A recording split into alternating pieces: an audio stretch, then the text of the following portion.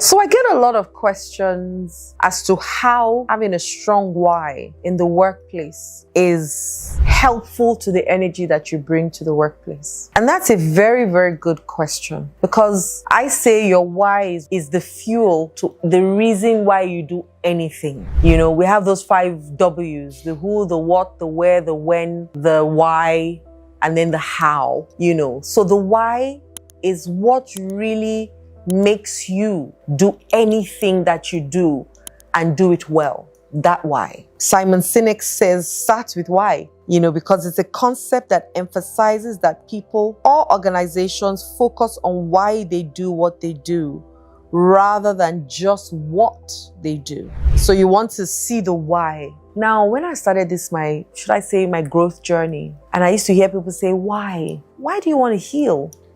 Why is it important to you to heal? Why is it important to you to do better? Why is it important to you to love in a different way? Why is it important to you to serve? You know, I couldn't really place the why. I could say, oh, this is what I want. And when they say why, I'll be like, I don't know. You know, we're so used to saying that I don't know. Meanwhile, if you really sit down and ask yourself that question, why, you do know. But we're lazy. We're lazy to know why we want to do what we do, but we're masters at knowing why we don't want to do it. And most times, why we don't want to do it is forefront for us. We're like, I don't want to go there, so that if I go there, they will not.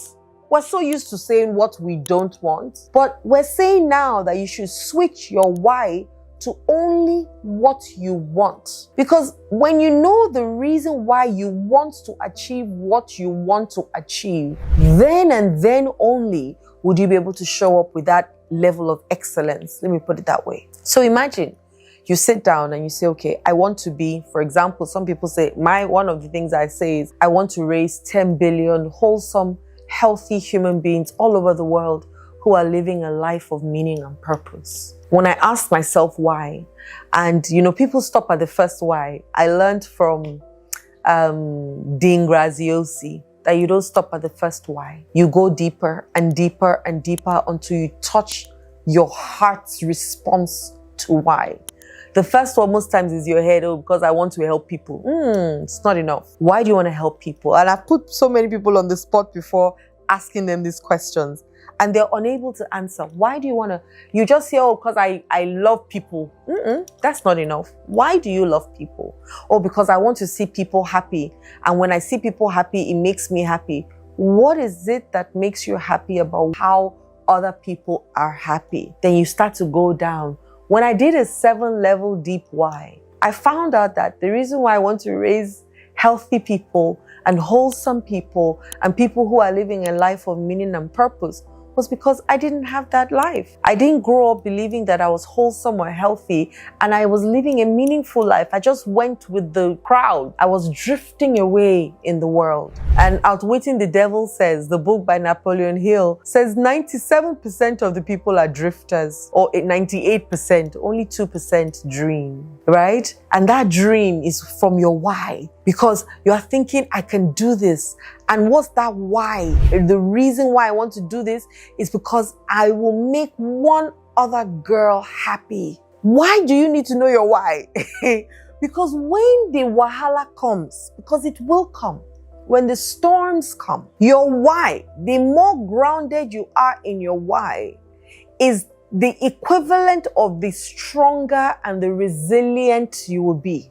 Go and write that down. When I think about giving up sometimes and say, do I need to keep doing all these videos? What is it even doing for? Then I remember there might be one girl out there, just one girl, who needed to hear my videos, who needed to hear my voice, who needed to learn something from me. Would her blood not be on my head? And the moment I will say that to myself, you will see a ginger from nowhere spring up, and I'm up and I'm out. Now, how does that relate in the workplace? Why are you working where you're working? In Nigeria, we say it's conditions that make crayfish bend. And I'm trying to even see how to express that in English. You are doing what you are doing because you don't have a choice. I think that's the best way to say it. So I'm just driving because I don't have a choice. If I had a choice, I would not be driving. And my question is, somebody will drive. Somebody will do the driving work. Somebody will sit down in the passenger seat Imagine if the driver takes that job so passionately that he drives with all of him because he understands his own role in the society. And then the oga or whoever is sitting down in the car, the passenger who is sitting down in the car, also understands his own role in the society. You that you're in the workplace, for example, you're a secretary or you're a cleaner, because you understand how intricate and integral your part is and your role is to the organization, that when people come there and they see how sparkling clean their offices are, they can work from a more clean place and they're more creative. How do you think you feel when you are cleaning? Would you be frowning your face when you are cleaning and say, oh, this foolish woman just called me to help her do this, that stupid man? No, you'll be doing it with a big smile on your face because you know your importance and your relevance and in the organization. And without you, that company cannot function. Most people are in jobs. They're not operating on a work level. They're operating their jobs. By the time they give you a job description, what happens? You're not thinking out of the box anymore. You just go there. They say I should be painting from 8 a.m. to 5 p.m. Paint is all I will do. Meanwhile, you have the capacity to do other things and come there thinking about how to better yourself and better the organization at the same time. That's who a worker is. You take it as if it's your own and you put everything into it. And you are doing it for self-development, but also the development of the organization. Think about it. If you woke up every morning thinking, how can I bring my best self to the organization that I'm working? And how can I make today very effective for myself to the point where I learn, but I also help my organization move the needle to the next and help them make money because I came there with excellence. Why? Because everything you do comes from a place of excellence. Why? Because at some point, you looked for excellence, you couldn't find it, you had to become it. And so now you're an example of what excellence is everywhere you go. See how powerful that is? Just because you made the why important to you. Some people are here, they're house managers, or they call them house girls in Nigeria, or house boys, or drivers, or cleaners, or cooks. And you think, I have a menial job, nobody respects me. I have some of them in my house. Without them, I cannot function. Without my house manager, without the support staff that I have, I cannot function. Why? Because I am only but one.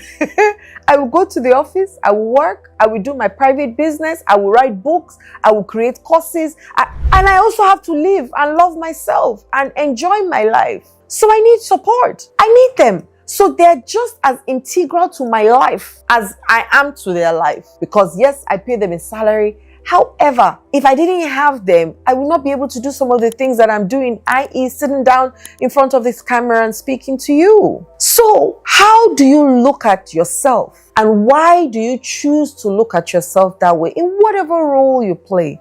Are you a cleaner? Clean as though your life depended on it. Are you a driver? Drive as though your life and service is to humanity. Are you a secretary? Do it with all of you.